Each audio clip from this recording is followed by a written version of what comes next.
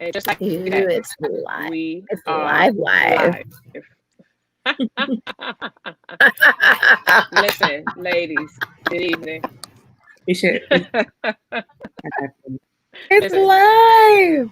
this is what I need everybody to do right now. Go to your device, your hand device, your phone, and I need you to go to the Citizen Ed Facebook page, and I need you to start a watch party because tonight is We the Motherhood, episode 6. Woo! Yay. Yes. It's so live. Yes. So I need you to go to your Facebook pages right now before we go any further and start a watch party. All right. Thank you A so little much. extra goes a long way. So I'm going to do the that. holiday card brings skill ed. Well, we're moving on. The Yes, yeah. To a deluxe apartment.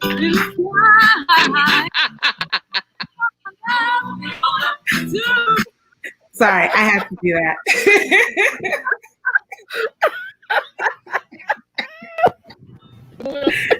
this is it. You better know We it. the Motherhood. We're moving on up, you guys. Right. I thought that was Yolanda because we were singing it earlier. You. No, it started out with Citizen an Ed ad. said it's a comment. The ad was horrible. Sorry, guys. Thank you so much. Citizen Ed has sent a comment thanking us and welcoming us. We have Lindsay watching us live. Thank you so much. Start a watch party, friends. That's what we need. Hey, Lindsay. That's what Hey, we need. Start a watch Lindsay. party. All right. You guys good? We ready? We're good. All right. Yay. So, the election is over. Guess what? We're still here. We are still here. We still have our demands. We still have our concerns.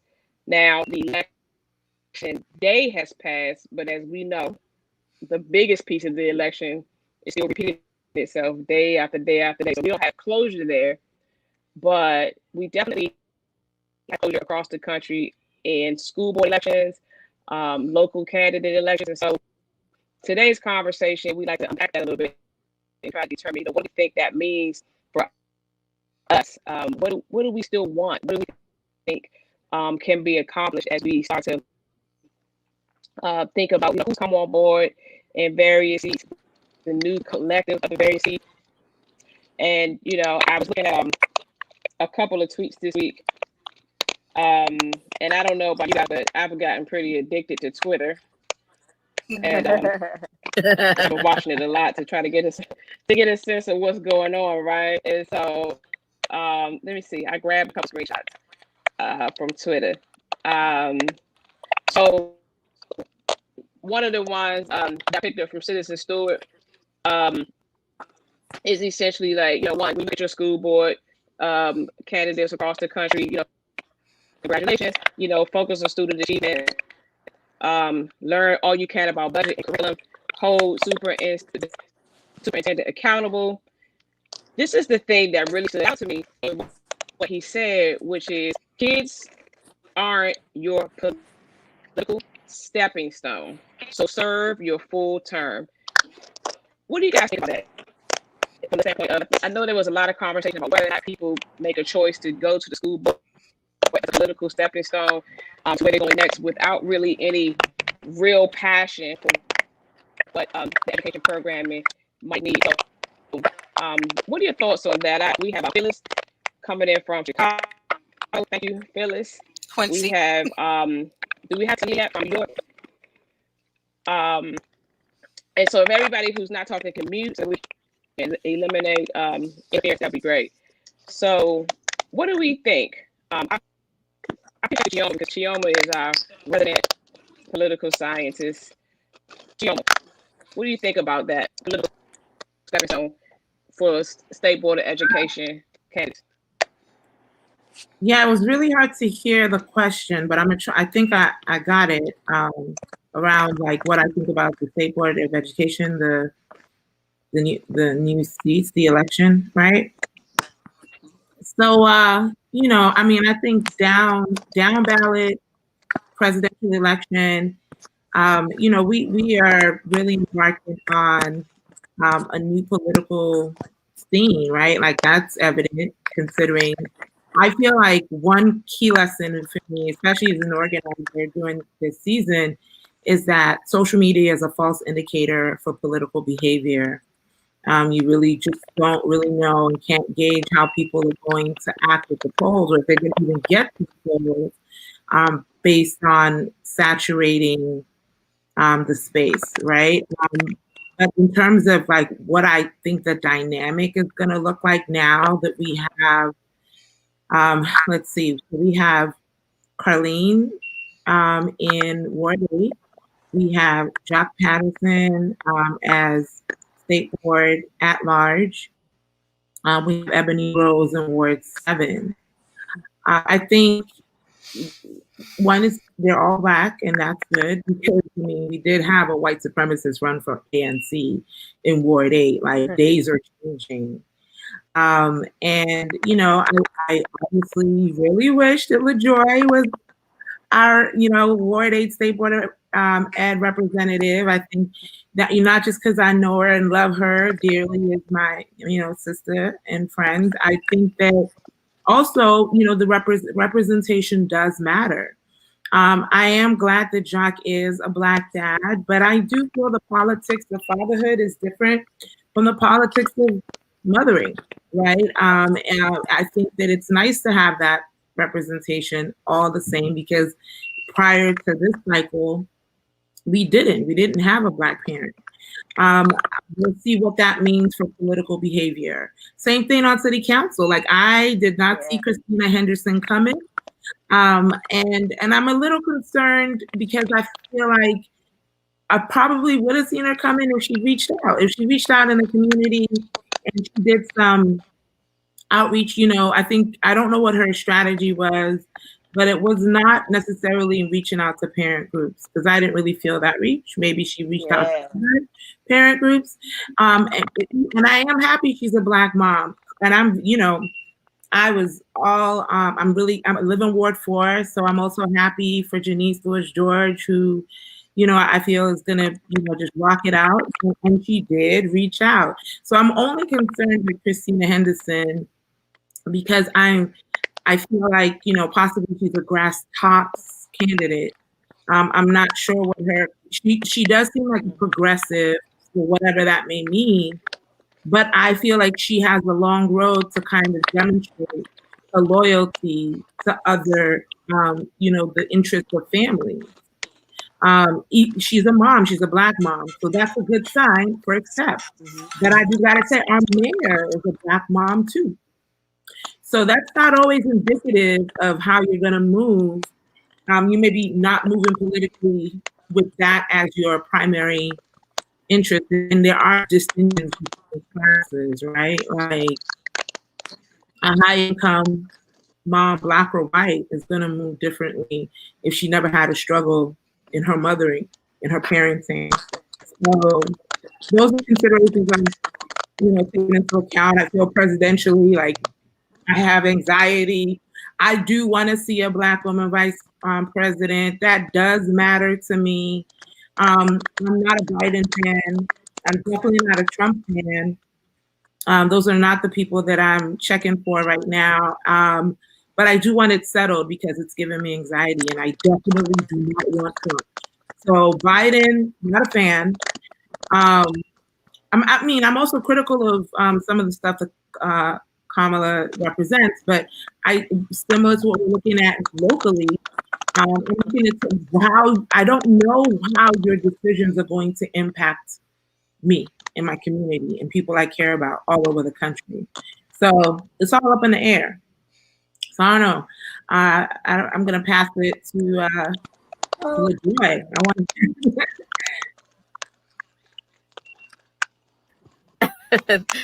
Thank you, Chioma. I call her Dr. Chioma Oru. I call her the doctor of everything. So thank you so much for passing the mic.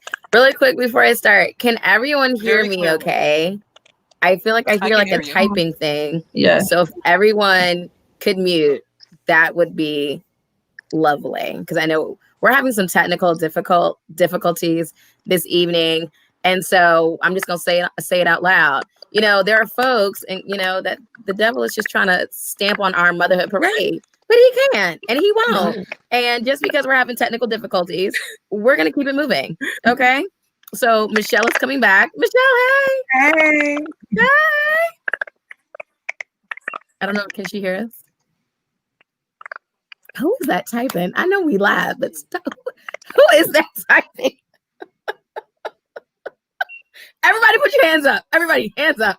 Hands up. Phyllis, put your hands up. Everybody, hands up. Okay.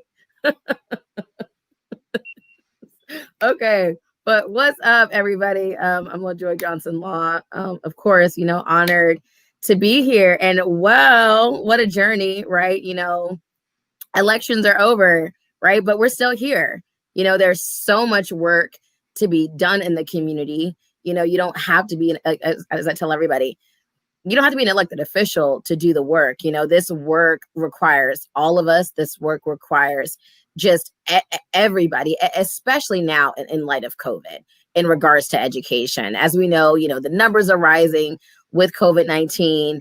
I know DCPS, they here in DC, they're not going back, right, y'all? I just want to make sure I got my facts straight. Okay, the teachers union said no to the no. I know we were on the steps of the council. We said no to the no. And if you're going to make decisions, then we have to make decisions with us, right? You have to make decisions with those who are on the ground. And that's what elections honestly are about. Who are you asking, or who are you voting for to represent you, to make decisions with you? Because if folks are not going to make the decisions with you, then no offense, you have to hold them accountable. And to everyone elected and honestly not elected, we're holding you accountable, myself included. I said straight up, I said, look, whether elected or not elected, we have to do this work in the community. We have to do this work in regards to our children with disabilities. We have to do this work for our most vulnerable children. You know, the work does not stop on November 3rd. The work continues. We're here, our children are here, and we just have to continue. I think a bigger question is, when we talk about, Chioma, like what you said, just about mothers, I really want us to take a look at Black mothers. And I really want us to take a look at honoring Black mothers and just mothers in general. And also, let's talk about infrastructure. Let's talk about organizing in a campaign. Are we really supporting single Black mothers when they're running? Are we supporting them in the infrastructure to help them not only get to the finish line, but get to the finish line to organize and mobilize and win? You know, these are serious conversations that we really need to have, I think, here tonight. I think here in the community, and just also all of us here, you know, what can we do, you know, to help prepare parents, you know, to be able, you know, to run for office and beyond. So again, you know, I'm blessed to be here, still here. Yes, I'm excited. Oh, yeah, baby. Yeah, we're not going anywhere, you know, like we're not going anywhere. I was gonna say we're not going anywhere for a while. Like Abri is 9. I think most of us here, some of us have high schoolers, but many of us do have high schoolers and young children. And so again, nothing about us without us. We have to value parents in this system. And I'm telling everybody right now, if we do not value parents in our education system, sooner or later, you're not going to have one. Right. So the system can keep playing these games about not valuing parents and not including parents. You're not going to have an education system, especially in light of COVID-19. The power is in the people, and I stick to my guns. The ultimate educator and the ultimate power player are the parents. Nothing. Because at the end of the day, who are you asking for? Hey, Renee, who are you asking for the children to come back? Right. Somebody's got to sign on the dotted line. It's not the principal.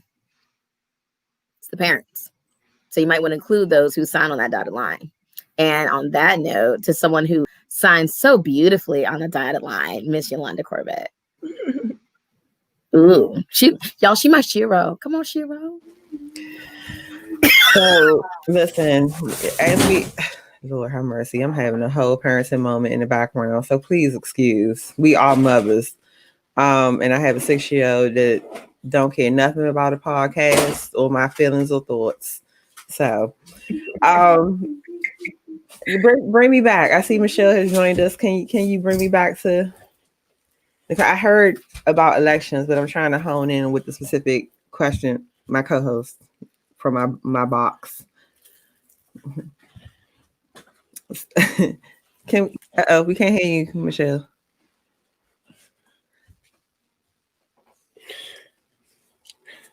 I must be on mute. Yeah, it must be on mute. So I think what we're talking about is elections, right? And what it means to us to participate and everything. I am more a behind the scenes person, although I find myself on the front line a lot to have public conversations. But I enjoy going into the community more to touch the people, that's impacted by these issues that we advocate so passionately for. And I was sharing with my sisters today that I found that, where I was working to promote such lovely candidates as my sister LaJoy and a few others, that it was more important to educate our community about the importance of local election. I think that a lot of that messaging got lost because it is a presidential candidacy, and so I just think that the more we educate ourselves as a community, but the more we educate ourselves as a community, and we talk about the real issues that's going to impact us immediately, which is our local elections, then we'll be set for a path to deal with how we get, people like we've had for the last 4 years or so. Feels like forever in office so easily. We keep that from happening again. Yeah. Okay. All right. Michelle, can you speak? Yeah. No. Well, our hostess with the mostest is caught up with Mercury in retrograde. I guess we'll figure out a way to keep it moving. But I'd love to hear from, Yumika, Anna, Phyllis. And, Phyllis, you're in the Illinois suburbs. Like, I don't know what elections Yeah, are like out there. I have to make it. I used to live in Chicago, but I live in Quincy, Illinois now, which is really, to be honest, I'm closer to St. Louis than I am to Chicago. I'm right on the border of like Illinois and Missouri, which is a kind of strange experience. I've lived here for the last 4 years, but here there was not any local. There was only one local issue on the ballot. But here I look at it like it's the same everywhere in some ways. The elections are over. We're going to keep doing what we've been doing, as far as, advocating and fighting for our children. I think it's a very different experience when you're in a large urban area than when you are in a place like this. We're just behind the times with everything, with special education, and the schools. People are fine with putting their kids in, a special ed classroom, or when the kids are like when have group activities, or like a something like a assembly, they put them all in the back of the room. I'm just telling you how it is here. It's not like it is in it's worse than it is to me in like urban areas in some ways. But I've been thinking about what I can do here in the place I am right now, since I'll probably be here for another 4 years at least. What I can do to educate people. I said I'm going to start going to school board meetings. I'm going to maybe get a group together at the library where I can educate parents, specifically uh, Black parents, about what their rights are you know, as far as special education, what they can do for their children to advocate for them, because I don't think they know. And I've seen a lot of young Black men. We're only 6% of the population in this city. I live in Quincy, Illinois. Who,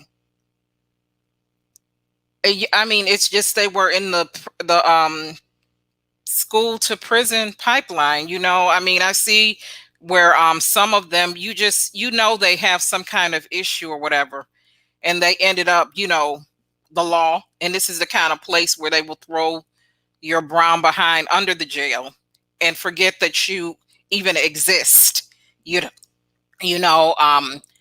So I've been thinking about what I can do in a place like this. Because there's not a lot of caring about. It doesn't seem like about children who have special needs. You just hear people using terms that people would use back in the 60s and 70s when I was growing up, calling kids retarded and all kinds of derogatory names. And so people just are not educated in a lot of ways. So I just figure I can maybe play some small part, to help educate others. Mm-hmm. Yeah. Well, go ahead. I was gonna say, I know we're having technical difficulties today, so Yolanda, let's trade hosting duties. But Phyllis, you're right, just about. I think just education, period. Voter education. Mm-hmm. Just what's happening. Education about your rights, because that's like a big thing here. A lot of parents, a lot of families are just trying to figure out what their rights are. And I feel like in special education in particular, it's like you have to become a lawyer in like 5 seconds. It's like, I wish I had my book. I'm looking for my book. I'm like, where's my book? But I literally have like my procedural safeguards, literally, but it's always somewhere in reach, right? But it's like 40 pages long. That's a lot. And then understanding the federal law and then the other federal laws, and it's just a lot. And so I feel you on just education and also educating parents on their rights. Yolanda, I know that there's so many families here that want an advocate to come with them to the meetings, and 90% of the time, I don't think it's enough advocates for us to come to the meetings, even though we wish we could. And that's why we're so big. And I see, and actually, Yolanda, before you start, let me kick it to Yamika really quick so she can, and then Anna, so we can kick you guys in this too. And then Yolanda, we'll kick it back to you. Is that cool? Yeah, I think everyone is pretty much right. It is like so overwhelming when once your child is identified as having special needs, then here comes all of this paperwork and all of this language that you are completely unfamiliar with. And it's really, they say it's resources out there, but sometimes I would try to go to those resources and find that the phone was disconnected or that the website was no longer in existence. So it was so hard to even try to funnel my way through that process to even get somebody to speak with me and then sit with me and then educate me. So it's a lot of self-education. It's a lot of determination. Is a lot of feeling like you're alone. You have to get over that. Like, gosh, where's my help? The school is not going to help you. They will not help you. You have to read policies. You have to know the handbook. You got to be the mother, the lawyer, the doctor, the teacher. You are wearing so many hats. But your voice, if you stand up long enough, if you keep on being in their face, if you tell them you will listen to me, if you tell them I don't know the law, but I have a story, you got to keep on keeping on. You cannot give up, because at the end of the day, your child is supposed to get what they deserve. And you are the one who has to speak up so that they can get it. And that's just how it is. Your determination, your will, and your will to educate yourself is going to be the key thing to get you the things that you need and to show people that you're not a pushover. I don't know this today, but I bet you I know it tomorrow. So that's just And my it's a perspective. beautiful perspective. Come on, y'all. It's power in sharing your story. So just because elections are over doesn't mean you stop sharing your story. Michelle, can we hear you yet? I wanted to check back in. Okay. She's we're still trying to get together, folks. Come on now. It's still a party. It's still Friday. Come on, let me everyone hands up real quick. Come on, send Michelle some love. Come on, say whoop whoop. Go, Michelle. Whoop whoop. Go, Michelle. Really quick. Y'all, there would be no We the Motherhood without Michelle D. Parrish.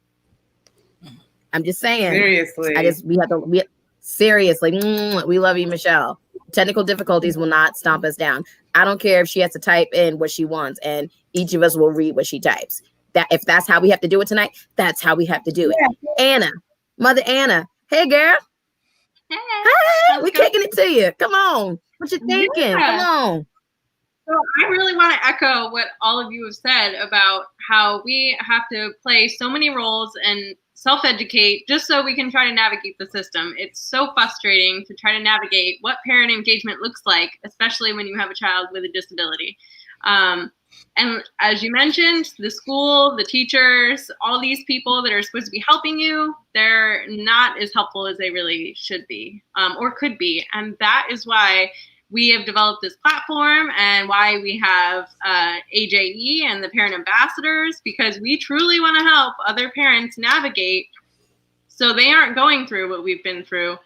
And we can empower others and amplify parent voices to really hopefully bring change to the system. Absolutely. Can I chime in really Go quick? ahead, Yumika. And then after you finish, Yumika, kick it to Yolanda. Okay. So I just want to piggyback a little bit and just, I find it really sad that the teachers in the school, they will help you, but only after you have a legal document that says you must help me. After something is in place, but before anything is in place, you feel so alone. Nobody knows where you can go, where to go. Nobody can help you. They putting your child out. They don't understand your circumstances. They judge you. Well, at least I felt judged. I felt really judged. So the teachers will help, the school will help, but it's only after I feel like you go through the fire and then get that document that says this is what you're going to do, when you're going to do it, how you're going to do it, why you're going to do it. And that's when I feel like you kind of get that little bit of help. Yolanda, your turn. Yeah, and so that's really what the movement is. I find because it's not just subject to DC. We know that this is a national issue. That's why, for me, I tell people that when we're talking about making change in DC for special education, you can't help but get into the national discussion because once again, we're taxation without representation, right? We're not in control of our own funding.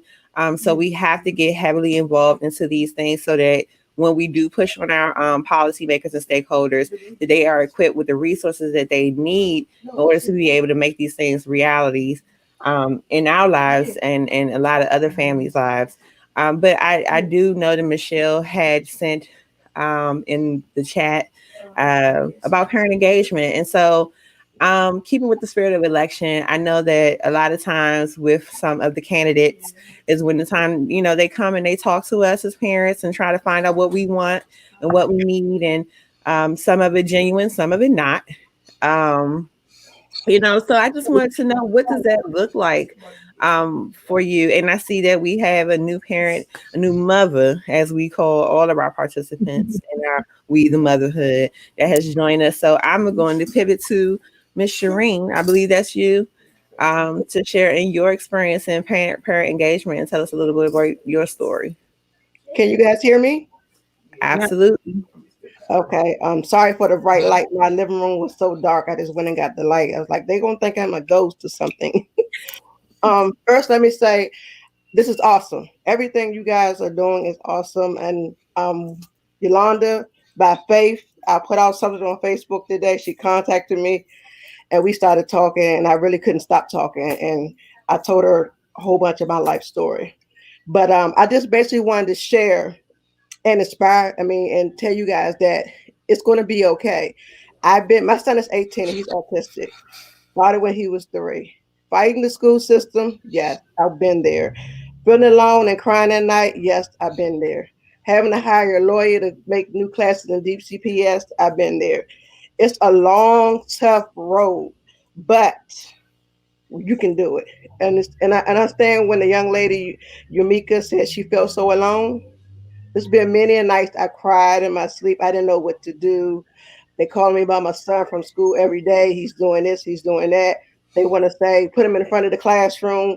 They want me to tell them automatically put him on medicine and, certain things that just as a parent, you just don't want to hear and they don't want to hear you. So I felt frustrated because I know my child. I know what my child can and cannot do. They're not listening. They want to put him in a category as bad or label him as this, and he needs special ed. He had to sit in front of the classroom without even get to understand your child. Getting speech therapy, occupational therapy, social therapy. It's a nightmare with these CPS getting all of that, and it's so hard on a parent doing it. I actually had to quit my job to become a teacher to teach my own child because I didn't like the way DCS was teaching my child. So I understand everything that you guys are saying, and I don't want to try to cry right now and emotional. I'm thinking about the last 18 years. My son just graduated.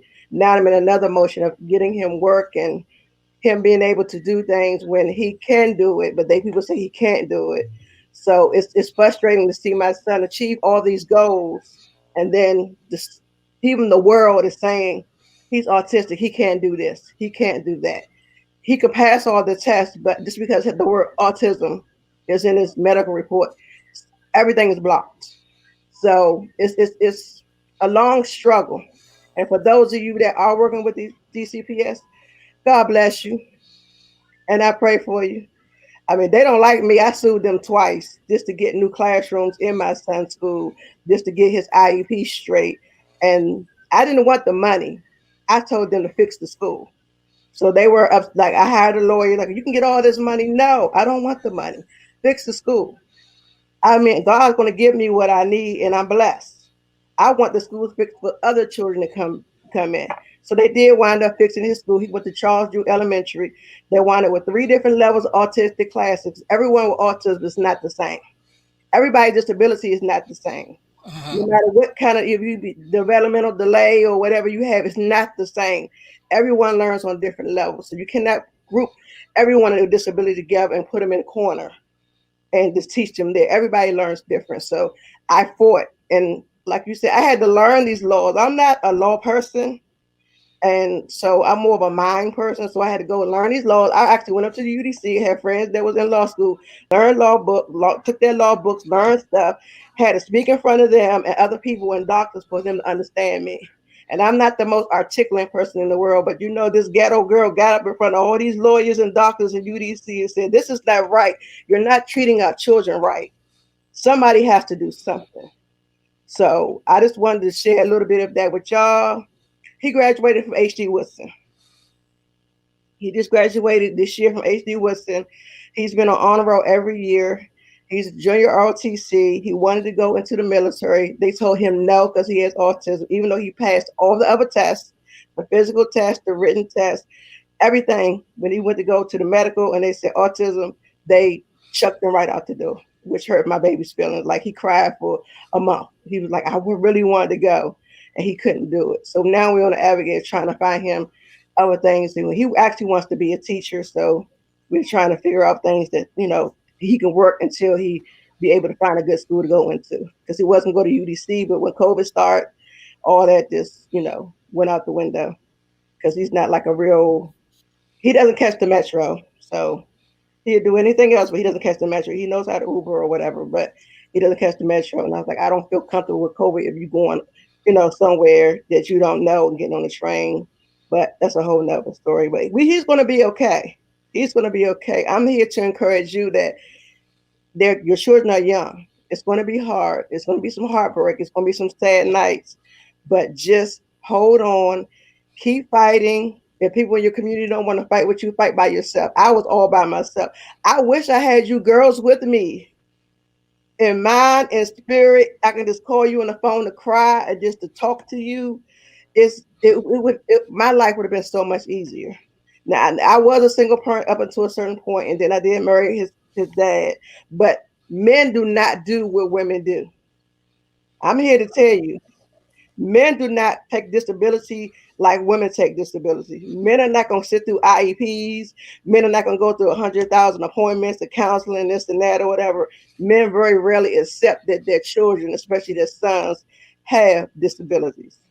So that part was hard, even though I had someone there for the end part, but it still was hard. So, but I wish I had a group like you to share with the community and to come and encourage people. And maybe I wouldn't have cried so many nights. Maybe I would have laughed sometime. Maybe y'all would have made me laugh or, gave me a hug, anything, because I felt so alone. So I just want to thank you for doing this group, and whoever started and all of y'all started together, and please stick together and keep it going, because they need you.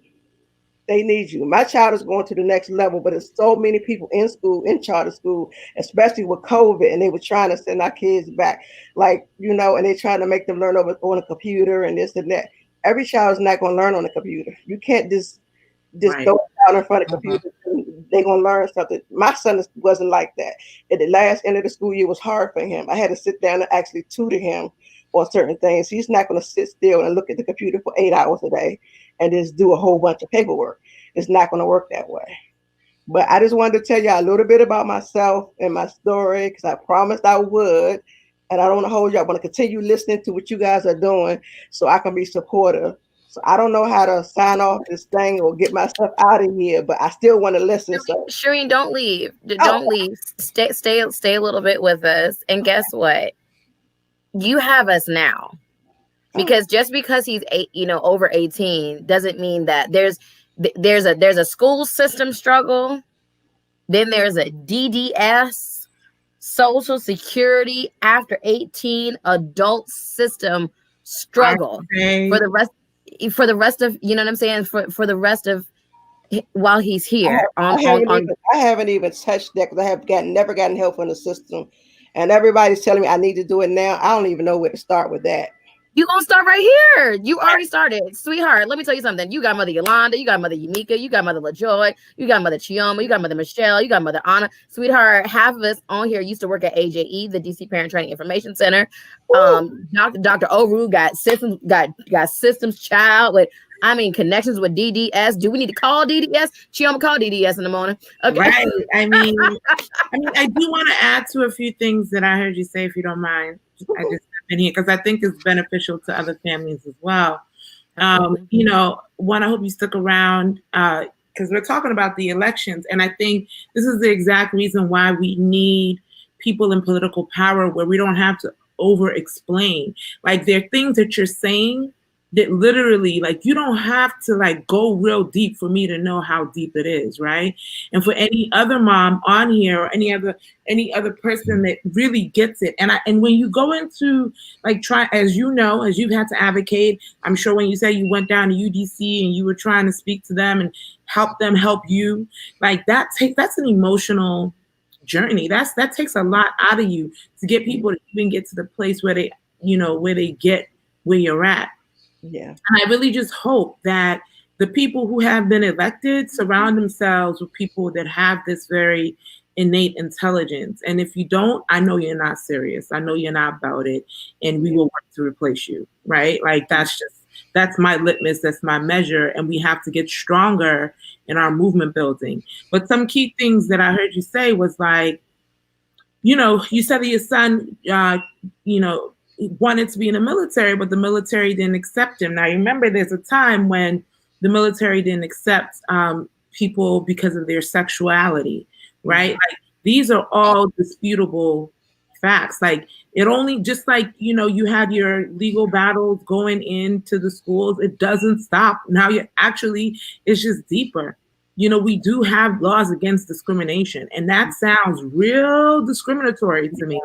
That could, without justification, not offer him some kind of, real reason why he can't serve in some capacity in his employment of choice. So, I mean, we can definitely, I'd love to be able to see if, you can get some consultation with attorneys that can, see if you have a case, because you have to choose to want to fight.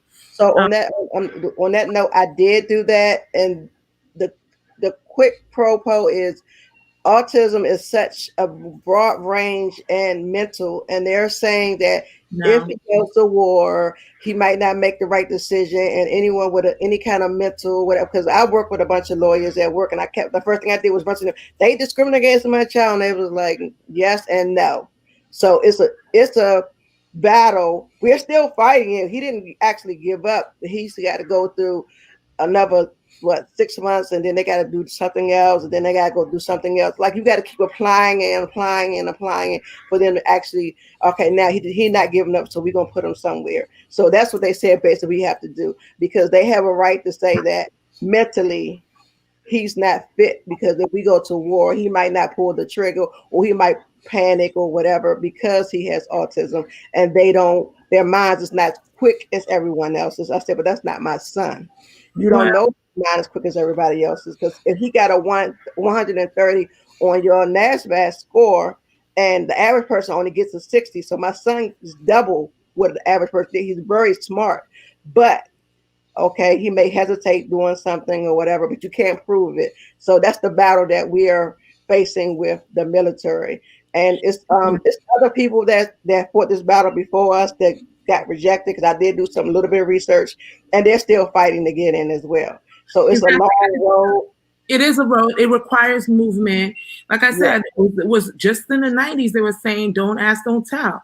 There was a time when they didn't let enslaved African people, read. We couldn't read on plantation. We couldn't read, we couldn't write, we couldn't do nothing.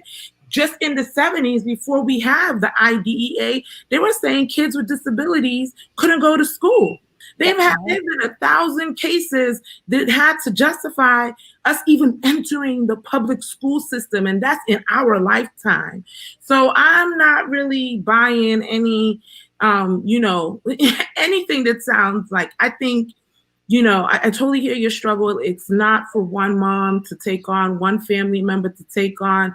It is for a movement. And we really, I feel like what we're doing here is movement building, real big, because what other opportunity would we be able to, and how many people will hear this and say, yeah, like not even just the military, because I'm a lover. I'm not big on militarism, anti-police brutality. It's not about what he wants to do. It's the fact that he wants to do it. And he have the rights to do what he wants to do and serve his country in the capacity he wants to do it. So, I mean, I think, and there are other areas, like right now, that's a big question that other places in the disability movement are taking on. Workforce. I don't know if his son has entered RSA, rehabilitation services, meaning he can get, if he hasn't gone through that, he's got to go through that ASAP. He should have gone through that coming out of high school, because you're supposed to be able to start that process as early as 14 years old in the District of Columbia, and the federal policy is 16 years old. So I'm on transition planning. That's right. You got to start that. And that means like you can get, like, I believe up to $75,000 in support. I think DDS just released a letter in terms of what that is. And that may even be a cutback from the regular, my kids are not transitional right now. But, as an advocate, I try to keep my ears to the ground, and there's a huge learning curve. So, I mean, I would love to support you to help my learning. Okay. Personally, as an advocate, to support you in getting.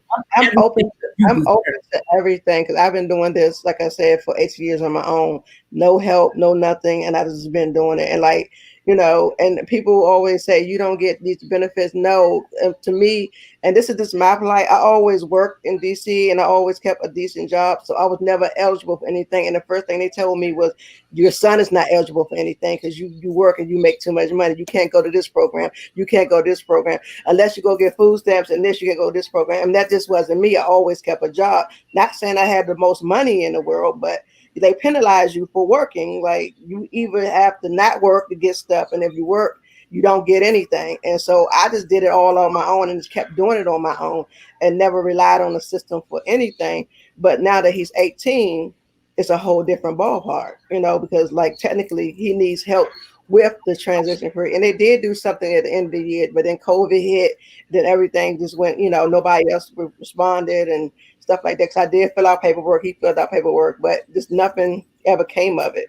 So, but this group is awesome. It's not over for me. I know it's a lifetime commitment. I'm getting older and sometimes I do get tired, but like this group is giving me energy. Like, okay, Shireen, you got to get it back together again. You got to get it back together again. But, it was a lot. I mean, I put myself through school at the same time raising autistic children. I had a granddaughter, she passed away a few years ago, who had Down syndrome. So I was raising a Down syndrome child as well. So it's a lot to go through when you have all of this together and you're still trying to maintain your own sanity in the middle of, because I don't know how you guys feel, but I know I feel like you don't have the same life as everyone else when you have a disabled child. Your life is not the same. And I'm not saying it's bad, but it's not the same. Like my girlfriend. Speak on that, Shireen. Speak on that. Like people don't realize that. Speak on that. Your life changes. Understand. Because I have to deal with disabled children. It's not their fault. It's not my fault. It's just the way God's plan. People don't understand, the plight of a parent with a disabled child. Because you can't just say at 16 or 17 they're on their own or 18 they're grown. It's a lifetime commitment, and then you worry about what happened to them if something happens to you. So it's a whole nother realm that we as mothers, I ain't gonna leave out the fathers too, because this fathers are good, but I'm just talking about mothers right now, have to deal with. But I just like this group so far. I'm just like in love right now, and I'm just filling up with joy, and I can talk forever. I'm gonna let somebody else talk, and I'm listening, and I'm gonna learn. I feel like I'm curious to know like what other people think. I am very again mother-centered.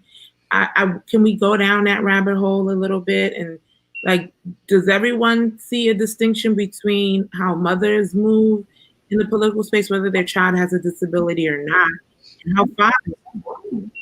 Well, I wanted to piggyback really quick before we pivot to that conversation, Chioma, and just the difference between, what I heard in that is I have a mother who dedicated her whole life. You revamped your life to make sure that your child had what he needed. And then what kind of devastation does that do to your mindset as being that parent that even in their adult stage, they're still constantly with barriers? I've made mention time and time again about my son who's 14 and he's getting ready to go through this. We're going through this transition period right now. But just even more so, it feels like with those additional barriers that we already have with him having disabilities, and then you also add what we're dealing with on a day-to-day as far as like racial injustice and the severity of it for our Black men and women. But just kind of staying on the fact that I mentioned my 14-year-old is autistic. He's high functioning, but he's 6'1".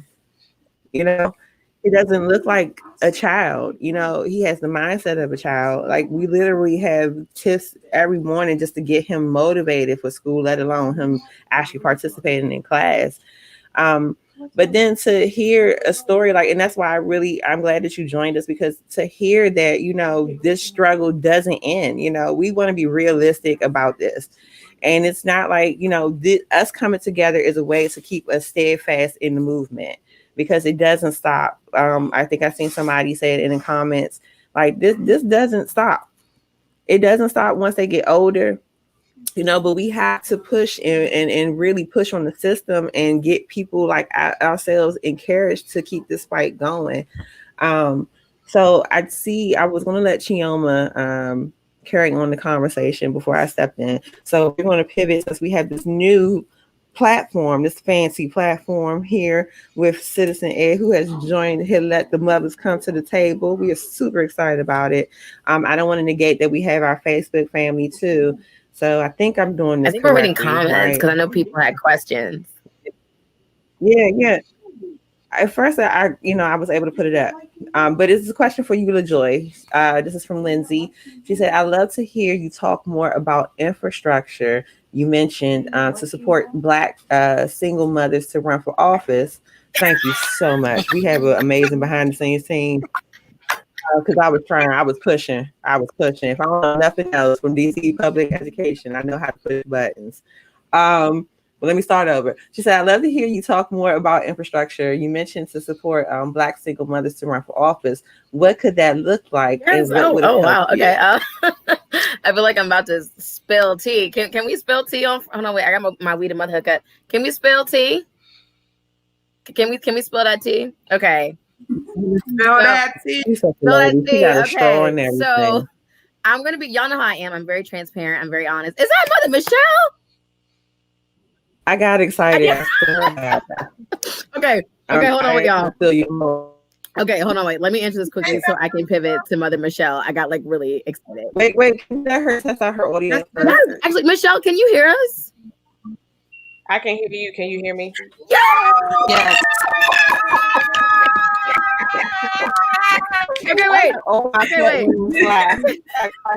I forgot I had sat on. I'm sorry, y'all.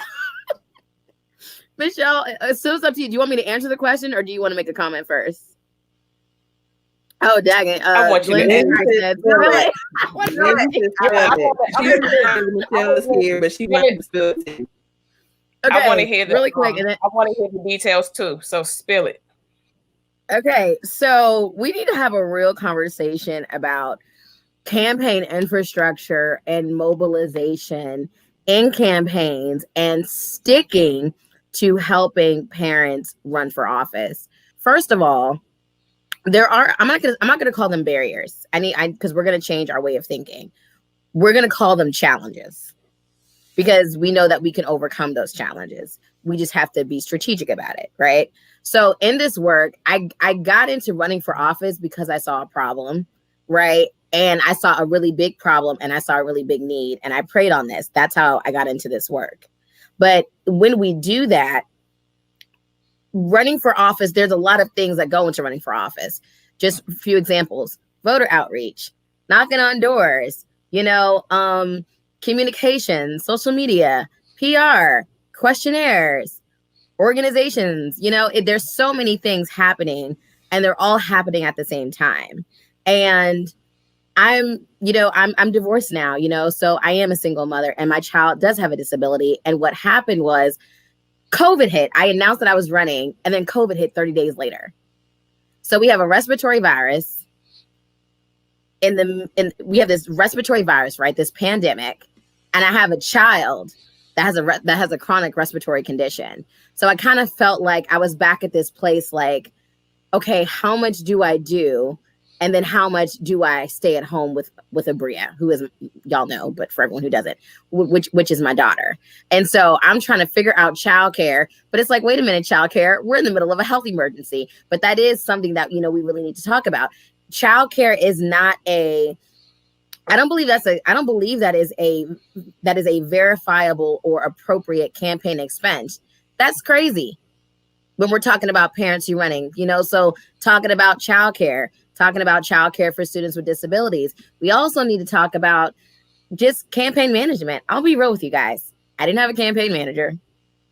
I had folks that kind of just came in and came out, and did the best they could. COVID just did not help anything. And so it got to, and I'll tell y'all this, it got to a point where am I even able to run this campaign? There was a point where I literally was like, let me print out withdrawal papers because it was so much. That's how overwhelming it was with my job, with COVID, with the Bria, with running the campaign. It was just a lot it was just a lot on me. And so when we talk about infrastructure, it's someone helping, not only just being a guide, but saying, okay, this is how it works. This is how you deal with questionnaires. This is how we deal with different groups in the community. This is how you deal with the constituency. This is how you deal with social media. This is how you deal with voter outreach. I'm going to spill the tea. This is how you deal with Van. Okay. And how you read VAN. VAN is the Voter Action Network, and actually using that. Here's how you knock on doors. Now, no one had a playbook about the pandemic, right? There was just no playbook for that at all. But but these are lessons, and we just need to talk about everything that I just mentioned with a parent, and especially a single parent, because something that I found most was I don't think people really respected me as a single Black mother. People didn't even look at that as being an expert. It's, oh, she's a single Black mom. No, it's not, oh, she's a single Black mom. It's, she's the single Black mom. She's an amazing single Black mom. And single Black mothers, and just mothers, period, are experts. And we just have to change the system around to value that. You know what I'm saying? And so we really, again, we need to talk about that infrastructure. And I just saw my comment really quick. Being strategic. If you have questions about special education, I don't care what state you're in, please reach out to your Parent Training Information Center. We don't want anyone not having the information to go through it by themselves. And that's what I kind of felt like sometimes during the campaign. I felt like I was by myself. You cannot go through a campaign by yourself. Did help come? Yes, Lord, it did. Did I not have I'm going to put it out there, y'all. Did I not have a website for literally the entire campaign? Yes, I did. But it's okay. We still ran it, though. Did I finally get a website up? Yes, it was October. Ballots were out. Come on, I'm spilling tea. Yes, I'm spilling it. I can spill it now. I'm spilling it on Citizen Ed, because we need to have serious conversations about not only changing the system, but changing the infrastructure in certain places to be able to make effective, lasting change in the system. Lindsay, I hope I answered your question. We can go deeper if you like, but I want to kick it to Mother Michelle. Can I add something before we pivot to something else real quick and just kind of stay here? I just wanted to just real sink in the courage it took for you to run that campaign, to step up in the way that you did. And like I said, the lessons that you learned are invaluable. Like, you're schooling us right now.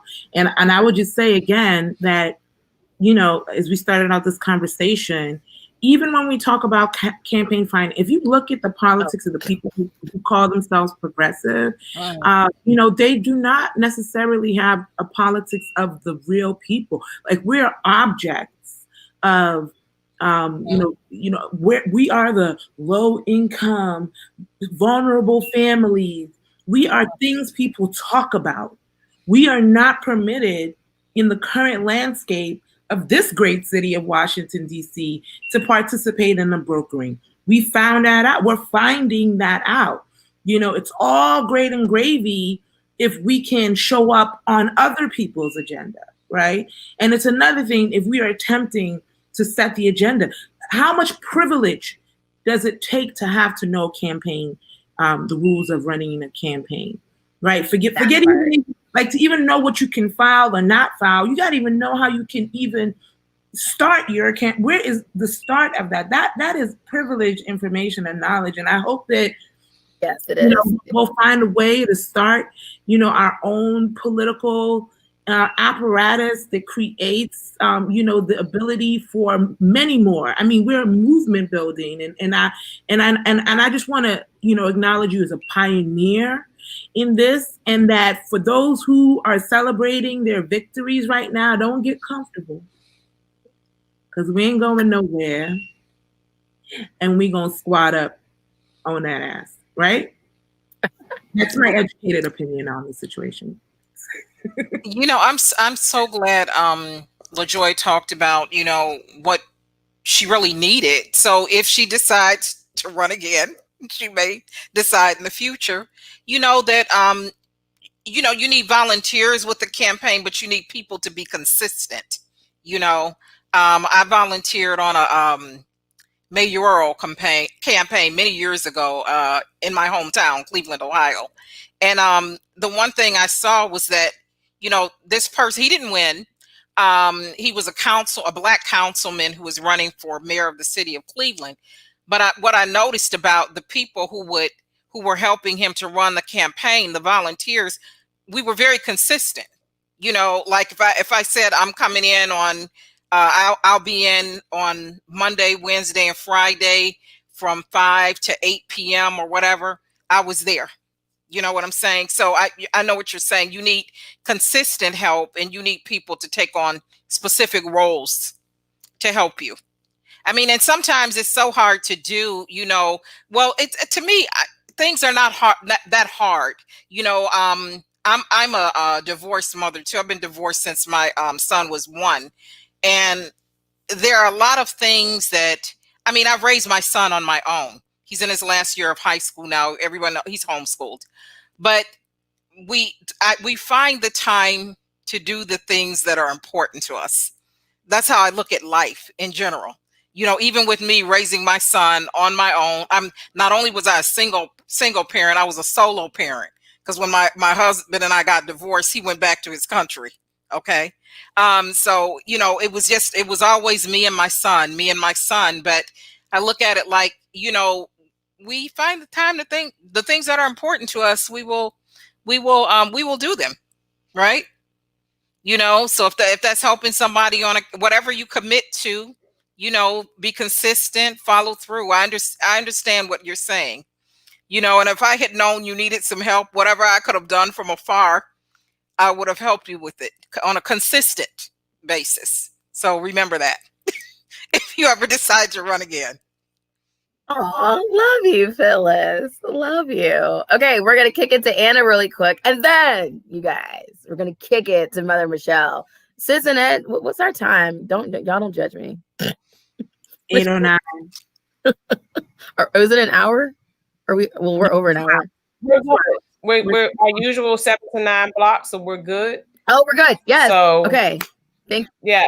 No, we're not going to be going to 10 o'clock tonight, y'all. No. So No church lady after church services. I gotta on go this see my platform. mama, so I can't be here till 10 Oh o'clock. wait, in class. Okay, I need to get a feedback from the class because we usually do 7 to 9. So I'm not sure if we need to wrap in class. Can we get a word from production? All right, good to go. We are good to go to 9 p.m.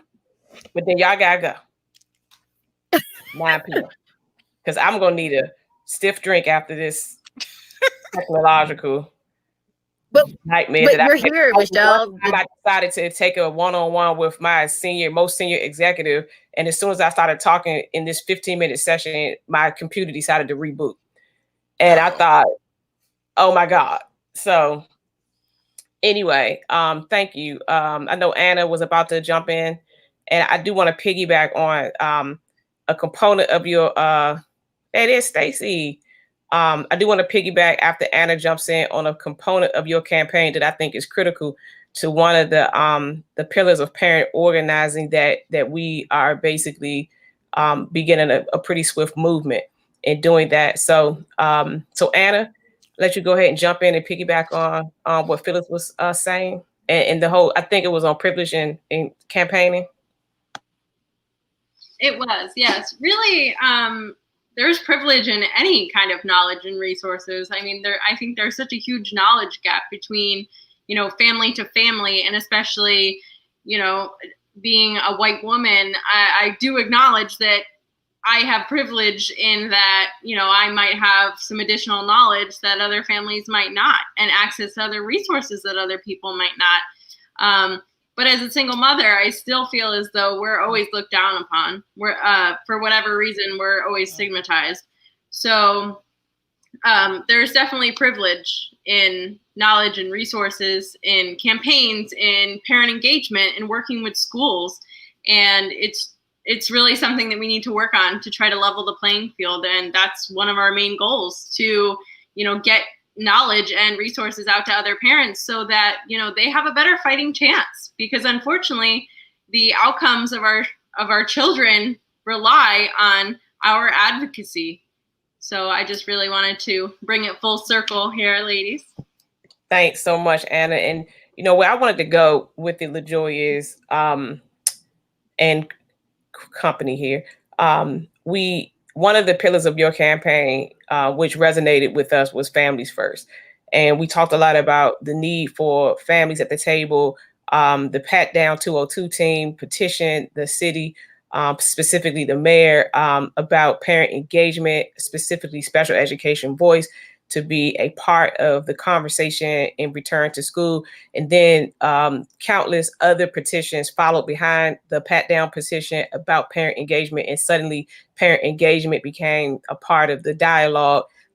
It does appear that people in political and other places of power are somewhat aware that parent engagement, parent involvement, and when we say that, we mean true parent engagement, right? Not these random surveys, that people are sitting out asking parents questions. Like, we get it, but that's not me at the table. So I want to talk about, what are our expectations of our newly elected leaders with regard to parent engagement? What are we expecting? What are our demands? And I don't know who wants to take that first, but I know that we aren't going to back down our demands for parent engagement just because they slowed down on the return to school, because our petition for parent engagement is broader than just this one time. So we welcome Mayor Bowser. If you or any of your friends are listening here in Washington, D.C., we welcome a seat at the invitation to the seat at the table to discuss, special education today, tomorrow, anytime, because it's a problem. It's been a problem.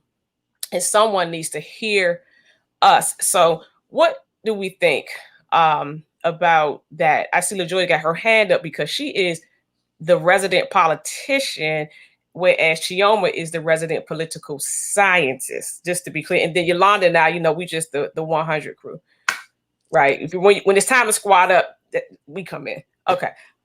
LaJoy. Well, I love y'all. Y'all are hilarious. So I think I just want to say this, and I know this isn't popular to say. True parent engagement isn't just engaging Yumika, Chioma, Anna, Yolanda, LaJoy, Phyllis, Shireen, and Michelle and say, oh, I did parent engagement because I always see LaJoy. Well, yes, you're going to see me, so just know. We just have to make that clear, y'all. I'm just saying. Anywho, you're always going to see Yumika. You're always going to see Yolanda. But true parent engagement also goes outside, hearing those parents that you may not necessarily see all the time. That may be, honestly, there are a lot of parents that are, when we're talking about the power of storytelling, there are a lot of parents out there that are afraid to tell their stories. Mm-hmm. And what I want to say to everybody is, you need those stories. Your data is so skewed in that system because you don't have the stories. That's why you're trying to figure out, oh, well, we're doing this. Oh, why isn't this policy working? Because you haven't reached outside the box. Think outside the box. We know the system doesn't want to think outside the box, but guess what? You have to. It's COVID-19. Ain't nobody got no regular box. So think outside the box. I'm just saying. Maybe we need to hashtag that for the next one. Go outside your box. Get outside the box. Go outside your box. Forget the normal box. Get out. Right. Whatever you need to do, get out of it. Because get out of it. Because get out the box. Get out the box. Squat up on that ass and get out the box. Okay. Because normal is gone. And what does parent engagement look like with COVID?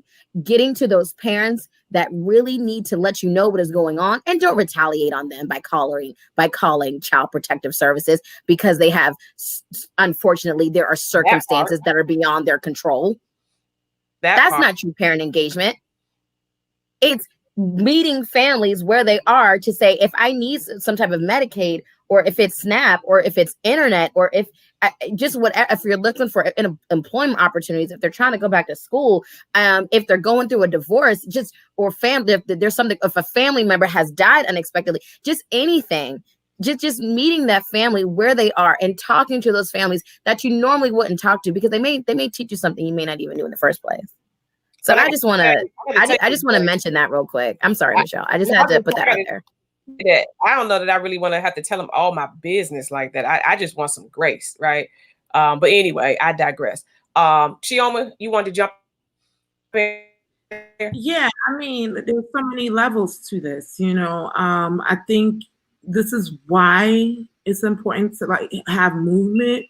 Running for office is a strategy, right? Like movement building is another strategy, and it's actually what goes inside the other. Like a political strategy to run for office should go inside of a movement, because even if you do rise to the power, you still need the people who are outside of it to constantly give you the juice you need to push it forward, your agendas forward. So no matter what, like, I think we pivot to base building. And in terms of parent engagement, I think too many people, parent engagement is like saying progressive. Like, it doesn't mean a whole lot. Like, it means something different to different people.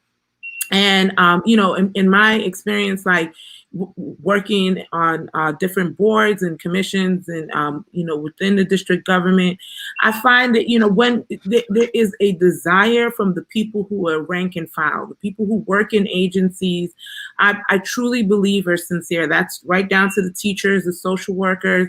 I mean, they need support in figuring out how to, better engage families. But if they're not confronting, and if they don't have the support to confront things like their implicit bias, like their inherent bias once they see somebody who don't look like them, who lives a life they don't understand, who's sharing a story they don't understand, who is moving in ways they can't even conceive and have no idea of their struggle. I mean, that is power. I mean, that's power right there. I mean, I know, we don't like to get political, but I'm sorry, politics is in every transaction you make.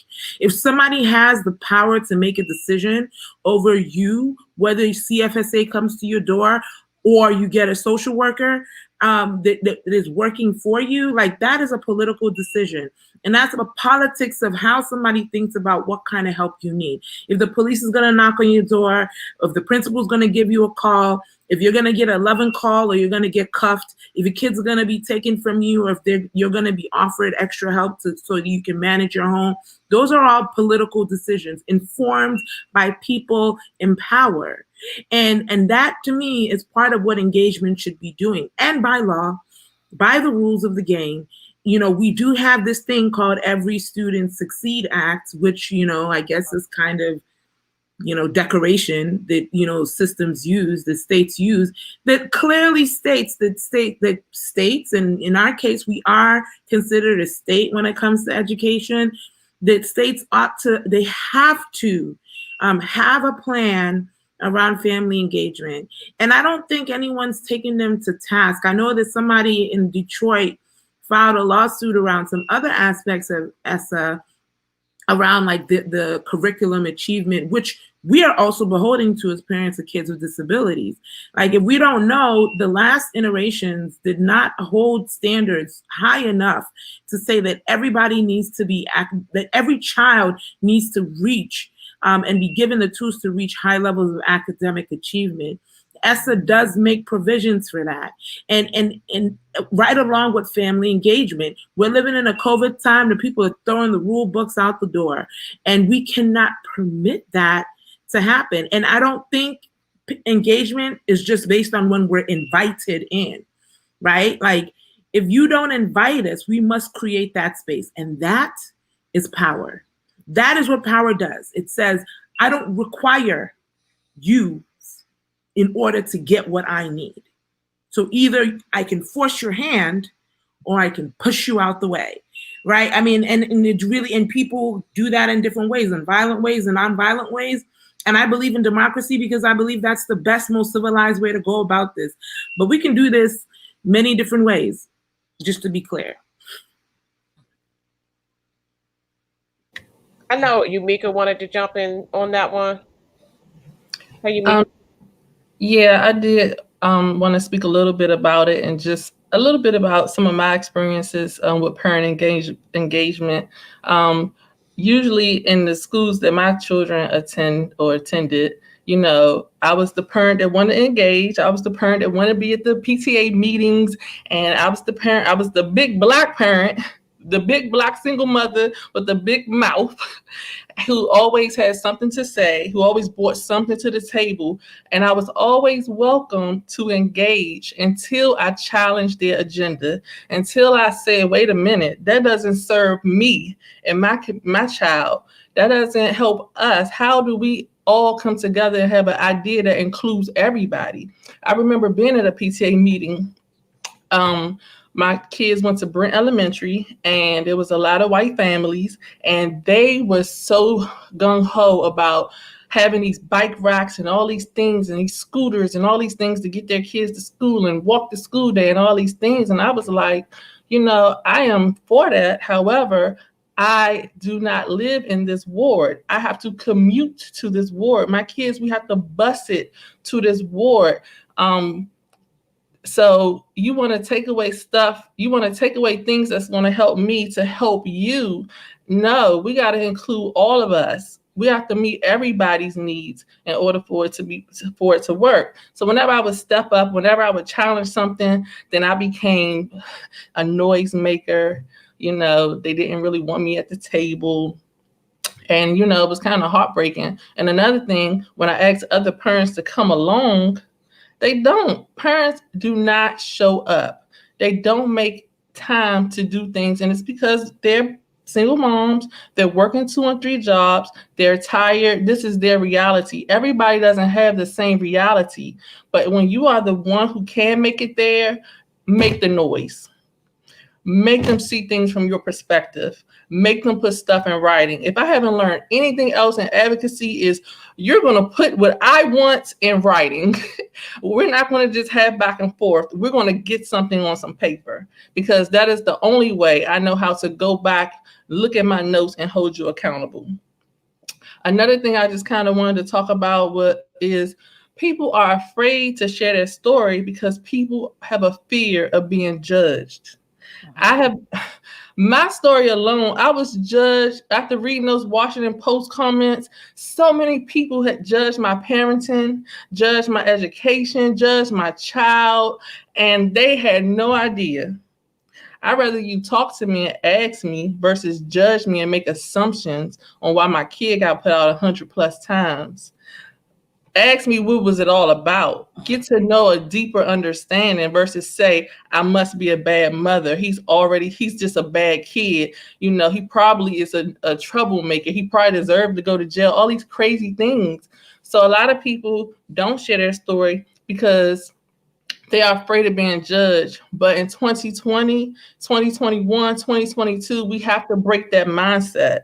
Your story is important. Your story is power. Your story is the change that we need to see. We need to connect with these officials. We need to partner with them. And they need to not only hear us, see us, they need to understand that we're going to be noisemakers. We're going to be groundbreakers. We're going to shake things up, because it's time that they take our feelings into consideration, not make all these laws and all these different things without our input, without us saying, wait a minute, that may work for you, but it don't work for me. So that's just my 2 cents.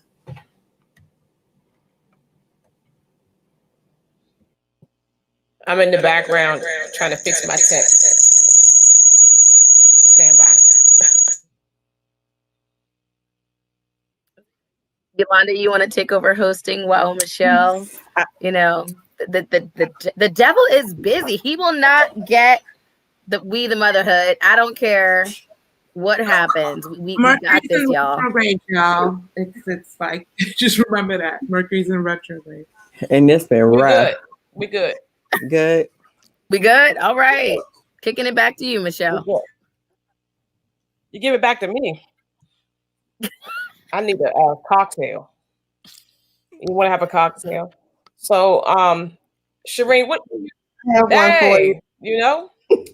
I mean, Shireen, what's your experience with parenting? What are you thinking about what's happening right now in the conversations about return to school? I think that the return to school conversations are really amplifying the parent engagement deficit, specifically in the District of Columbia, but probably everywhere. I know it's come up in other times. Okay, in class we're good. It's come up other times and in other conversations. And so what are you saying? And how do you feel about it? So as far as parent engagement, let me just tell you, my son's high school principal gave me a gift when he graduated. And he sent me a gift to my house because he was so sick of me. I was at every parent teacher meeting. When I wrote him an email, I wrote the superintendent, right? Everybody was tagged on everything. I mean, I wasn't playing. If I couldn't draft it right, I went to a lawyer in my office and had them draft it right, and I sent it to everybody. By the time he got to the 12th grade, they was like, please get that child out of the school. But I am a very outspoken person. If something is on my mind, something is not right, I'm going to speak my piece. With the COVID situation, I kind of felt like a lot of parents are being left behind because they're not asking them a lot of questions, just telling them what they're going to do. We're going to home, your child's going to sit at home and you're going to do this, you're going to do this. They got to do this work by this date. This got to be turned in. So now you have mom that's working from home and she has 3 kids all on different computer. One may be disabled, one may be just not don't want to do the work. You got to get everybody up in the morning. They got to feed them. It's just so much going on, and no one is taking the time to consider how this is really supposed to be working. I myself have grandchildren, and I take a real heavy active uh, role in their life. So this was my granddaughter's first year in kindergarten.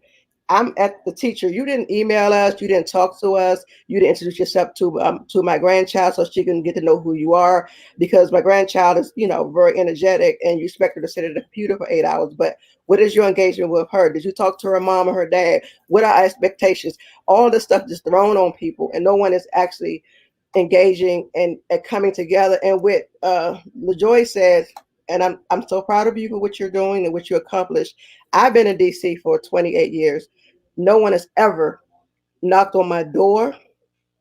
I live in Ward 7 now, and I used to live, I think it was Ward 6 or Northeast. I live in every ward except for Northwest. No one has knocked on my door. No one has asked me a question about anything until it's election time. Then I get flyers or someone to walk through the neighborhood for that person, not that person.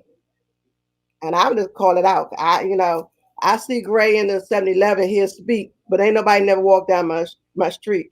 Alexander asked me for a vote, but you never knocked on my door responding to any of my emails. So when you say engagement, I get what you're saying because I'm a long time resident and there's no way in the world I should know you, who you are, what you stand for. Not that you got to walk and knock on my door every day, but at least attempt to get to know the neighborhood. I miss the days when we were younger and the mayor walked through the neighborhood, said hi, good, bad, or indifferent, whatever his wrongs or rights were. You knew who was running the city. You knew the people. You knew the cops. You knew everything. Now it's like it's free for everybody for themselves. So when you say engagement, I'm like, wow, I have a Habitat home for humanity. I built it 13 years ago. They came to me because I was working and I was looking for, housing and all that other stuff. Couldn't qualify anything. They came to me, engaged with me, work with me. And I'm like, wow, if this one organization can do it, imagine what could happen if everyone is engaged with each other. What kind of city we would have, what kind of camaraderie we would have if this happened. But in our neighborhoods, I'm just gonna say my neighborhood, it just doesn't happen. They don't really act like they care what the kids are doing in school. I see kids out of school walking around just before COVID. They don't say nothing to them. I mean, it's a whole long drawn out thing. But the engagement is not there. It needs to be there. I need more than an email or a robocall saying school is out or this happened when a community fight is going on. Tell me what's going on in the community. As a parent, talk to me. And as a special needs parent, just talk to me. Just talk to me. I'm human. I'm here. Just make me feel like I'm a part of stuff. I'm here. I shouldn't have to keep going up to the school yelling at people and quote unquote, 'cause that's what I used to do. I mean, my voice had to be raised for them to hear me. So I was always the crazy parent, but I got things done in the end and complaining. And we shouldn't have to be there. We should be able to send an email. We should be able to talk and we should be able to work things out. So to me, engagement is not where it needs to be. And if people like LaJoy come along and more than one, because I was ready to vote for you. I don't even know if I can't vote for you in your ward. And if you run again, I'm going to vote for you. I don't know if I'm a federal worker, so I don't know if I can campaign for you, but I'm going to vote and I can spread the word or whatever else because you had me sold. I mean, you just had me sold. You just broke it down, and that's exactly what we need. But can you clone yourself and put you in every ward? you know, and it's like the black superwoman for every ward, and just have that person to act just like you, hold a training I class. love you, Sheree. I'm serious. I love you. Really, It was so funny because it's funny you say that because people were calling, why can't I vote for you? And I'm like, are you in Ward 8? no, and you know, Um, I mean, unfortunately, maybe one day, I don't know. maybe one day I'll talk to our state board of education at large, Jock Patterson, who's completely amazing. So Yeah, we never know what God has in store. you Maybe never one day. know. You know, you might be lined up to be great to be the next mayor or something. I don't know, but you need to be Oh, somewhere. that's what we've been saying. That's Somewhere. what we've been Y'all not saying. ready for Miss Law to be mayor. Y'all not ready. DC. I'm Cause I'm not playing. in that I ain't motion. got time. I'm just telling you, what we need is what you're giving. This whole group is what we need. They could just clone y'all and put y'all in the city council, and everything will get done. Everything will get done. I'm just so confident everything will get done. But before I go back to engagement, that's how I feel about it, and that's where I'm at with it. I just think that it needs to be more engagement in DC, from the political side to the school, superintendent of the school. I mean, they just came in. I didn't know who this person was. They switched it once or twice or whatever, and I'm emailing people. They're not responding. They don't answer the phone. I'm like, how many emails and text? Then finally, when I go overboard them and start emailing someone else and CC everybody on, then I get a response. So nobody wanted to respond back to an email. The superintendent did not email the mayor's office. Then all of a sudden, I'm getting a response from everybody. Then everybody's calling Shireen, is you okay? Miss Moore, is everything okay or whatever? Everything good with your son? Okay. I've been trying to call y'all for a month over something that, you know, it was due to DC keep counting my son absent when he goes to special education thing. Their role taking was off the chain. Like, you can't keep marking my son absent when he's in school and doing things. They wouldn't fix it. Anyway, I had to fight them to fix it, and I had to go above that person, above that person. Then all of a sudden I'm labeled. You know, I don't know what they call me behind my back, but they probably call me the dreader wench or something like that. I don't know. But when I walked into the school, everybody's like, oh, here she comes. Security That's on what the they say about me. security on the thing like this. She coming right now. Here she come. Here she Oh comes. Lord, here she come. Here go the principal But isn't walking that out. what they say about all of us, right? If we have a student that requires attention and we spend time at the school, and and let's be real, those conversations are not pretty. I have a friend in Oklahoma who's on the initial stages, I would say, of her journey, and all of the initial correspondence is aggressive, and her hair is already on her back. And of course it is, because it's designed that way, right? It's designed to get her way off her game, let her emotion overcome her pragmatism, right? And so isn't it that way for all of us? When we walk in the building, they say, well, here she comes. And in a comment, someone mentioned that if we just invested, I'm paraphrasing, but it's a fairly long comment. But basically, if we just invested, as opposed to operate in a wait to fail mode of operation and then pay later, right? So many of us talk a lot about the reality that the investment in our children, specifically our children with disabilities, goes in after they go to prison, right? They get their services in lockup. Once they go into the penal system, once they're in some type of home, that is where we talk about the prison pipeline and things like that come up. And so there's a whole slew of other concerns in terms of the forced deficits in reading and math, and and how said forced deficits in reading and math actually create little prison cell counts and measurements of little beds and whatever they're looking for, however they decide how many prisons to build in the United States. And so I think, we all have been in a position where they see us coming and they kind of, shriek back a little bit. But, my vision is that shrieking back becomes more of a power thing. Like, here they come. They are, because they squatted up and they are informed and they have their procedural safeguards and they know what it is. And so I'm not even going to try it with them. And so, that's what I want to see in a pivot. And so, LaJoy, I want to ask you something, because you brought up your good friend Jock, right? Who is newly elected to the state board. Can he do it? Can he do it? and will he do it for us, the families who are concerned and organizing around disability? Tell us, in your honest opinion, will he do it? I think he is going to do it because me personally, that is my friend. And I'm going to make sure he does it because now that you've been elected, you're held accountable just like everybody else. And then also, I think Jock, for over the last 6 years, he has heard me talk about special education. We have literally like went over the law. We're actually having some conversations now just about helping the schools, right? And how we can help the schools and the LEAs more learn about IDEA and special education. And guess what? It's not just going to be LaJoy. I'm sure everyone on this call and everyone listening, is going to hold Jock accountable. And then also, you're a parent. So the same thing you would want for your child, let's make sure we would want it for over 95,000 children, in the city. Because the State Board of Education representative at large, you're representing over 95,000 children. That's 95,000 families. That's a lot of souls, in my opinion, to be responsible for. And that's not a game. And I just want to put this out there. This wasn't Jock's first run. I mean, I want to say, Yolanda, is it like two or it's been a couple. Jock has run a couple of times. And, and he's been in the game for like over 25 years. So just imagine the infrastructure that he has created over a 25-year span of time.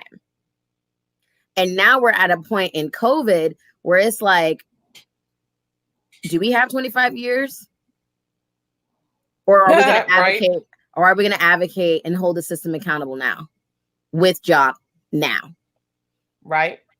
Right now. Well, not tomorrow. Right now. And I hope Jock is listening on Facebook right now, streaming live. Okay. So, don't worry, I'll tag him. Hey, Jock.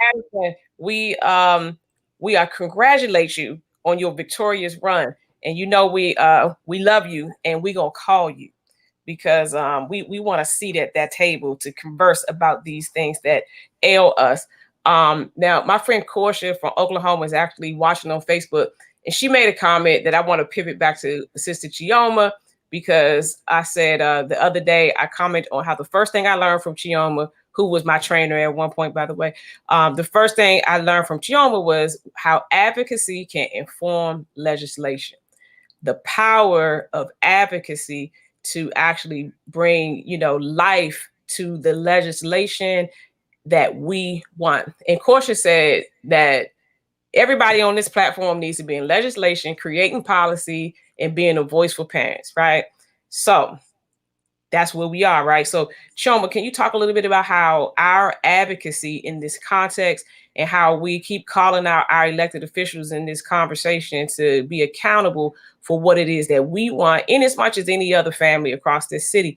But we know that there's been a huge deficit and a blatant ignoring of special education, and these students are just being swept aside on a consistent basis, and we're tired and we're organizing and rising up.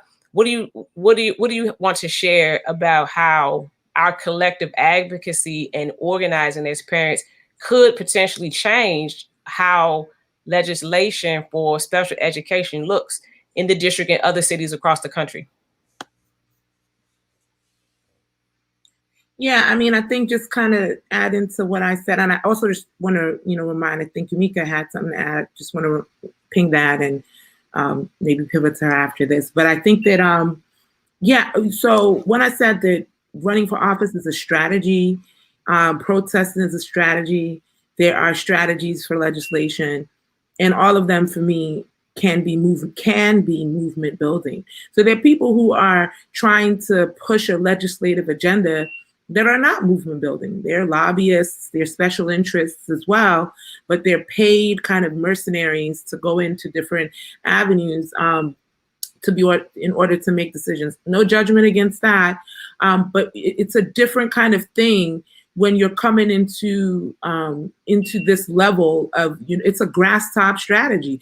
Now, and by saying that, when you say you want to influence the legislature, you're talking about the three branches of government. There's the executive branch, there's the legislative branch, there's the judicial branch. We're seeing this play out right this minute, with the presidential elections. The president, the mayor, the governor, those are all executive people.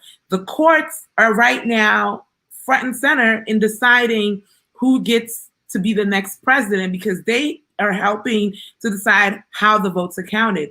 And then we know about the rules of voting and the rules of all the rules that are set in place are legislative. So, and they're different. There's not just one way to make a law, right? But the law of the legislature is the highest law of the land. Enforcing the law is a different question. The highest enforcer is the Supreme Court, right? But if we're talking about developing a strategy, I would say we're also riding on the backs of a movement. Like, if there's any success to the disability rights movement, and I'm using that word disability rights intentionally because there's a difference in my mind between disability rights and disability justice, right? The disability rights movement has been mostly white, middle class led, and it is to their credit in terms of creating a legislative agenda that we have the IDEA, that we have the ADA, that we have the Rehabilitation Act and Section 504 of it that we use in schools, that we have all the rules and policies that kind of support us, including, the ESEA that's now called ESSA. And what's called No Child Left Behind before that. So all these things are laws made in legislative bodies, and federally it is Congress, and locally it is our city council. And we're unique because we're a city without a state per se. So our city council has the authority that state parliaments do, or state senates do, or state legislative bodies do. And so our city council has a lot of power, and so does our mayor. Our mayor is a mayor, but she's also like a governor and kind of like a mini president, because she has eminent domain over a lot of things because of mayoral control. So while at the same time we're very oppressed, it's kind of like us being moms, right? Like, everyone loves talking about the power of a mom, and then you don't really have the power outside of your domain to make key decisions in the ways that our societies are structured. So there's limitations to the power that we see as it's brokered. A legislative agenda to me suggests, and I absolutely support that. We need better laws on the books, or better interpretation. And when you're talking about interpretation of the law, we also know that the disability rights movement has been very much wedded to legal strategies.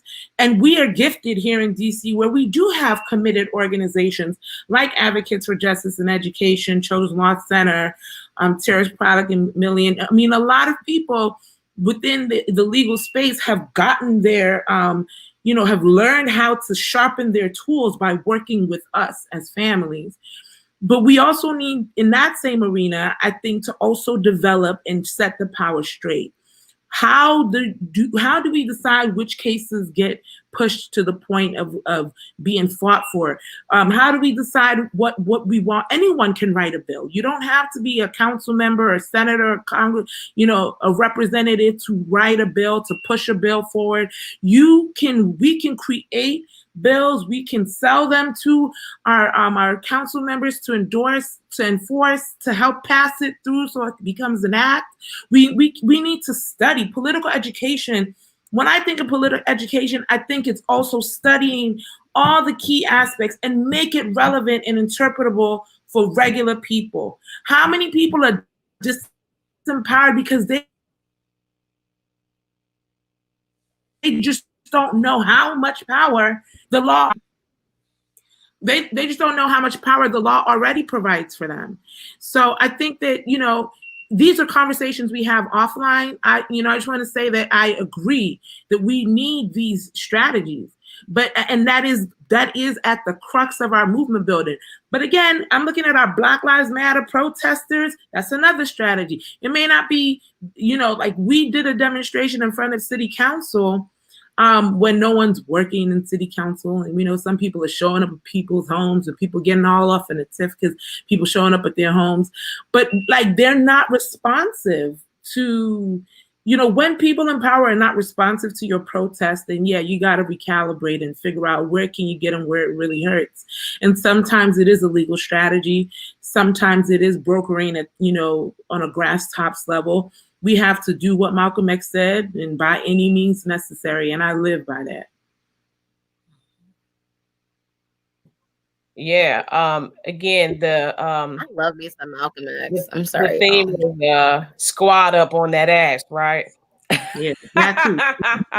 And On that ass. I said to mothers along the way is as we've been building this network, is the power in having your army, right? The moment you realize that you have hit that wall, you have acknowledged that you have a student with needs, you begin to embark upon pursuing public education. Because let's be real about it. Many of us don't have the finances to just jump right out there and find the best private school for our autistic children. So, we believe that public education, I know I was naive enough to believe that public education, the same public schools that I was educated in would be there for my son, and they weren't. And I had no one. And it took all this time to really build a network. But over the course of that time, I realized that, as I talked to other mothers, when they would have those watershed moments with me, just finding someone can talk to about what they were going through, I would say, but you have an army now of other mothers all across the city that you can talk to. You're not alone anymore. It's not just one person or two people, it's an army. And what we're hopeful is that through continued organizing, we'll be able to continue to build the network even larger across the United States, and continue to collaborate with networks. With that, I want to sort of end the conversation a little bit on organizing, and how that the power of organizing actually is really potentially the ticket, right, to being able to achieve the goals, getting organized as a unit and speaking from a collective voice. Where's the power in organizing from the perspective of parents and students with disabilities across the United States? Where's the power in organizing? Anyone want to take that as we start to move toward a close? What do you mean when you say where is the power in organizing? What do you What do mean? you think that we know that organizing is powerful, right? Do you think that if we are more organized as collective parents across the United States and unify our voice, do you think that we can really force those true radical changes through that process? She almost said no doubt, and her mic's not even on. I think it's the only thing that's ever worked historically. I mean, it's through organization, but I don't want to see it caught up in one definition of what it means to be organized. Like organized means you are disciplined and you're moving in a disciplined manner. There's strategies of community organizing, but there are other, levels to organizing, like I just said. So I'll be quiet and left. So I think go ahead, Mitch. I was gonna tag Yolanda because I remember we were talking about this about a week or two ago about what does organizing really look like in the city and like how do we really change it. So Yolanda, don't be mad. I'm tagging on you. Spill that tea, girl. I just think that organizing, I go back to the Joyous campaign when she was saying that there were no family representation, and the rebuttal on Twitter was, well, we have council members that have family and all these other people that are in places of power that have family. But the problem is they're not families like ours. Those are families of privilege. We are families of purpose, meaning that we have a reason to show up and show out each and every day. So that is the difference in people stepping up to organize and empowering people who endure these barriers every day to create change. That's the beauty in what we're doing right now as We the Motherhood. We are people who haven't quite sought out the things we want resolved in our own personal life, but see the need to be able to be transparent and create a space for all of us to get together. It's like that old analogy about the gnat at the barbecue. You know, you got one, you can shoo it away. You got many to party over. So we trying to shut down as many parties as we can because things ain't right in our neighborhoods. And so if you want our vote, then we need you to start coming on out of your seat. And that doesn't mean that you hit me with a form or a 15 million survey. That means that I actually see your body and your feet in my streets, and not for a moment, not for a season, but for as long as you have that title that's on your resume, brand new, for you to move on up in these DC streets. So that's my two pieces. Oh no, let me say this too. Listen, I'm so glad this election is over. The joy, I promise you. Welcome back to the table. Okay, I knew bigger and better for you, baby. Okay, because listen, I'm new additions to the state board of education. I am happy to see you there. And welcome to the table, because you're gonna be here quite a bit. I hope you're ready, because I ain't hear nothing about special education on some of these platforms. So we'll be calling on you. And I said it in the Facebook chat, and they didn't put it up so graciously. So I said while I got the mic, Adam, let them know it's real. Twitter work. They stay on Twitter. So if you got some time and your fingers are working, bless our message and at Muriel Bowser and all them other good people that like to have those share, shots. subscribe. Like, share, subscribe. We the Motherhood. I cannot. So listen, we about to close up. Last time we took some bets on where the district would stand today as it relates to stepping back into the buildings on Monday. Those who bet that we would not be back in the building on Monday won. But we didn't really put anything up. But it is still a evident open-ended process. But so we'll see what new wager we'll take on how this will go. Briefly, last words, Dr. Oru.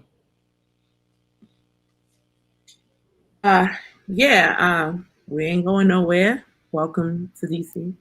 Or, welcome to your new hold on, seat in Tiama. DC. We got to tag you, Yumika, real quick. Come on, Yumika. Last words, really quick. I know you That's did.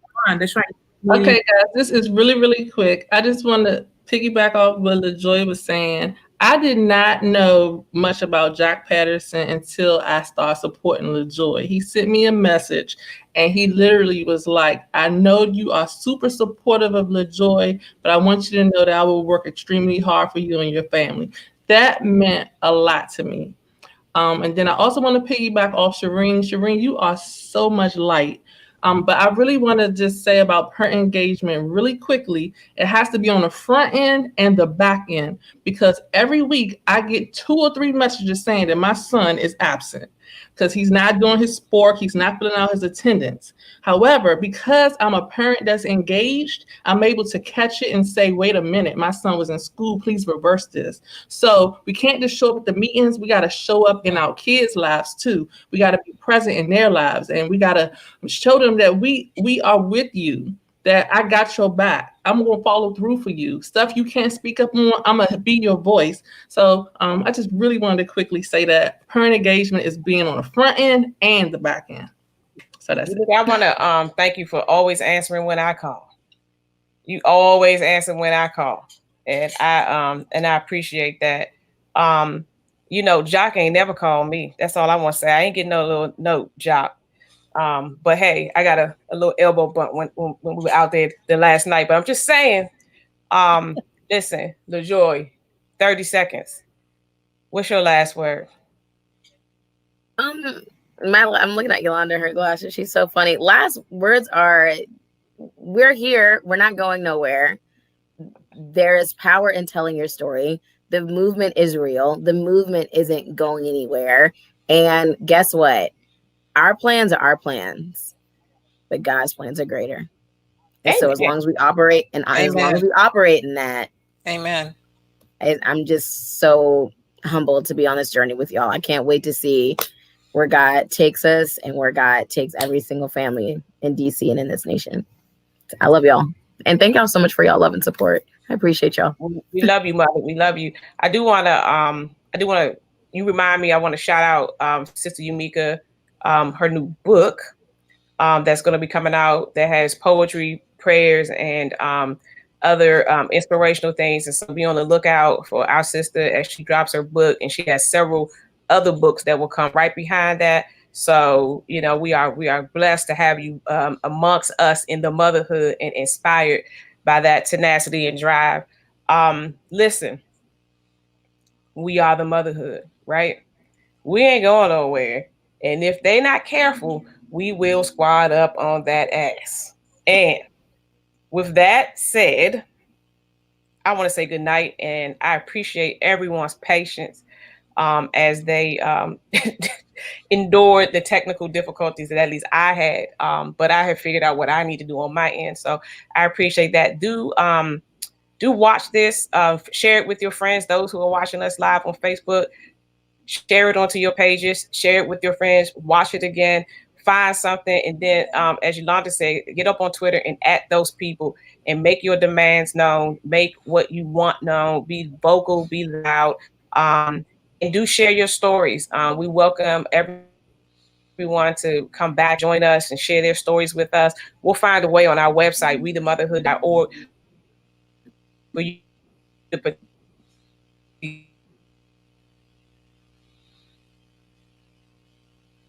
The devil will not steal our joy. He just won't. We are the motherhood. Like, subscribe, and share. Lose me. The devil is busy. We love you, Michelle.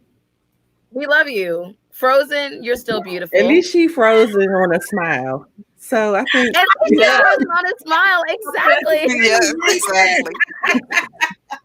What we gonna do, baby? Well, listen, I'm so glad we on this new platform. Thank you, Citizen Ed, for inviting us to the table. I can't think of a better place for us to be as We the Motherhood.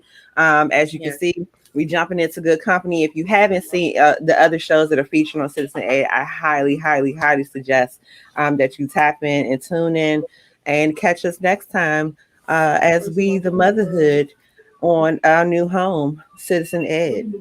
Yes, Citizen Ed. All right, everybody. 1, 2, 3. We are The motherhood.